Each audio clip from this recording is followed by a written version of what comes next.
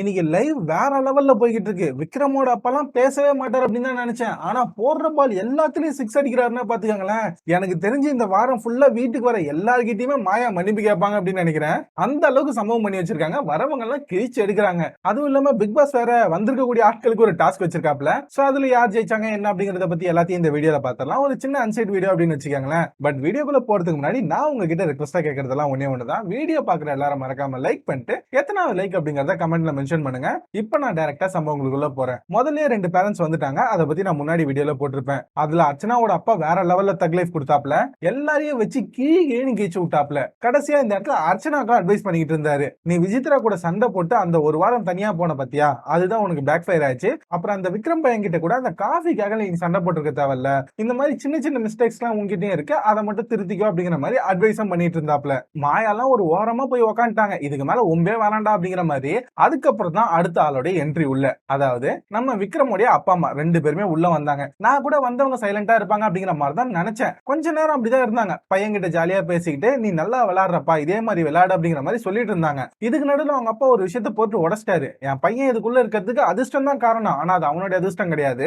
நானே உங்க அம்மாவும் வெளியில போகாத கோயிலுக்கெல்லாம் போய் கும்பிட்டுக்கிட்டு இருக்கோம் அப்படிங்கிற மாதிரி அவங்களுடைய விஷயத்த சொல்லிட்டு இருந்தாங்க. இது எல்லாத்தையும் சொல்லி முடிச்சுட்டு நீ நல்லா தான் விளையாடுற, பட் இன்னும் கொஞ்சம் நல்லா பண்ணு அப்படிங்கிற மாதிரி அட்வைஸ் பண்ணிட்டு கடைசியா விக்ரம பார்த்து நீ இந்த கேம்ல விளையாடுறத பார்த்தா இவன் எதுக்கும் வாய்ஸ் அவுட் பண்ணவே மாட்டானே, பேசாம நாம போய் அவனை அனுப்பிச்சிட்டு உள்ள வந்துடலாம் அப்படிங்கிற மாதிரி இவரு நினைச்சாராம். அதை உள்ள சொல்லிக்கிட்டு இருக்க எல்லாரும் ஃபன் பண்ணிட்டு இருந்தாங்க. அதுக்கப்புறம் நடுவுல ஒரு வாட்டி அவங்க பையன் கிட்ட பேசும்போது, அதாவது விக்ரம் கிட்ட பேசும்போது, உன்னை அடிச்சுக்கிறதுக்கு டாஸ்க்ல வேற யாருமே கிடையாதுடா அப்படிங்கிற மாதிரி நடுவுல ஒரு கெட்ட வார்த்தை யூஸ் பண்ணிட்டு டக்குன்னு மன்னிப்பு கேட்டாப்ல. ஒரு உணர்ச்சி வசத்துல எல்லாருமே சொல்லிடுறாங்க. அதுக்கப்புறம் மன்னிப்பு கேட்டுறாங்க. பட் அதெல்லாம் ஃபன்னா தான் இருந்தது. ரொம்ப ஒன்னும் இன்டென்ஸாலாம் இல்ல.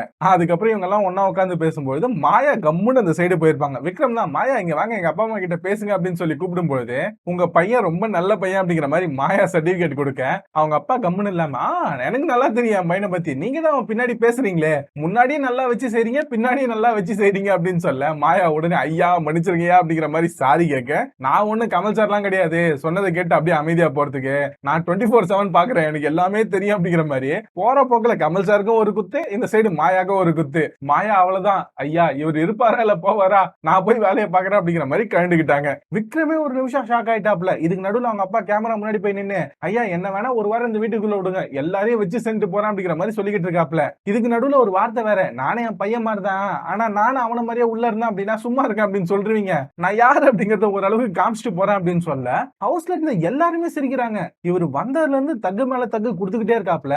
கொஞ்சம் காமெடியான டோன்லயே கலாச்சு விட்டுறாப்ல.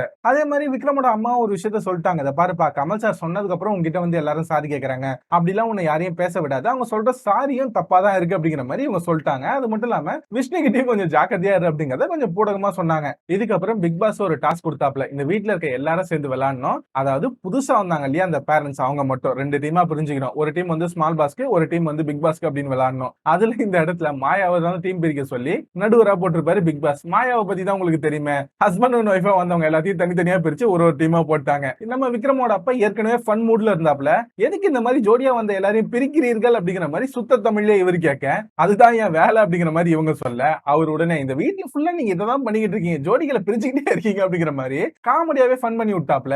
உடனே மாயா ஐயா இவர் இங்க இருப்பாரா இல்ல வெளில போயிடுவாரா, இவர் ஒன்னும் கண்டஸ்டன்ஸ் எல்லாம் கிடையாது இல்ல, நாங்க விக்ரமே வச்சுக்கிறேன் இவர் வெளில அனுப்புங்கயா அப்படிங்கிற மாதிரி அவங்க காமெடியா சொல்ல, நானா வெளில போக மாட்டேன் நான் இங்கதான் இருப்பேன், நான் என்ன என் பையன் அப்படின்னு நினைச்சீங்களா, அவன் வேணா போட்டோம் நான் இங்கதான் இருப்பேன் அப்படிங்கிற மாதிரி இவரு தக்கு மேல தக்கு கொடுத்துக்கிட்டே இருந்தாரு. விக்ரமே ஒரு கட்டத்துக்கு மேல என்னையா நம்ம அப்பா இப்படி சம்பவம் பண்றாரு, நாமெல்லாம் வேஸ்டா அப்படிங்கிற மாதிரி அவருக்கே தோணி இருக்கும் அப்படின்னு நினைக்கிறேன். அதுக்கப்புறம் இந்த டாஸ்க்ல வந்திருக்கவங்களை 2ஆ பிரிச்சு ஐஸ் கியூப் மாதிரி ஒரு சின்ன கியூப் வச்சாங்க தர்மாக்கோல்ல, அதை தூக்கிட்டு வந்து ஒரு டபுள போடணும், அதுதான் டாஸ்க்.